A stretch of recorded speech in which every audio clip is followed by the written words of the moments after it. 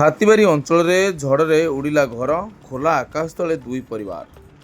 କାଳବୈଶାଖୀ ଝଡ଼ରେ ଉଡ଼ିଲା ଘର ଫଳରେ ଦୁଇ ପରିବାର ବାସହୀନ ହୋଇପଡ଼ିଛନ୍ତି।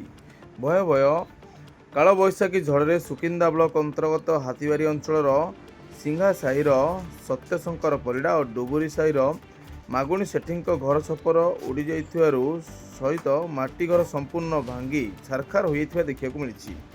ଦୁଇ ଜଣ ଦିନ ମଜୁରିଆ ହୋଇଥିବା ବେଳେ ଘର ଭାଙ୍ଗି ଯାଇଥିବାରୁ ସେମାନେ ବର୍ତ୍ତମାନ ଖୋଲା ଆକାଶ ତଳେ ଜୀବନ ଯାପନ କରୁଛନ୍ତି। ହେଲେ କୌଣସି ପ୍ରଶାସନିକ ଅଧିକାରୀ ପରିବାର ନିକଟରେ ପହଞ୍ଚି ନାହାନ୍ତି, ଯାହାକୁ ନେଇ ସୋମବାର ସକାଳେ ପରିବାର ଲୋକେ ଗଣମାଧ୍ୟମରେ ଅସନ୍ତୋଷ ପ୍ରକାଶ କରିଛନ୍ତି।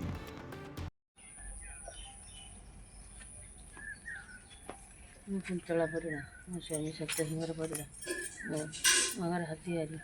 କାଳବୈଶାଖୀ ଯୋଗୁଁ ମୋ ଘର ଦ୍ୱାର ସବୁ ଭାଙ୍ଗି ଛିରଛତ୍ର ହେଇଯାଇଛି।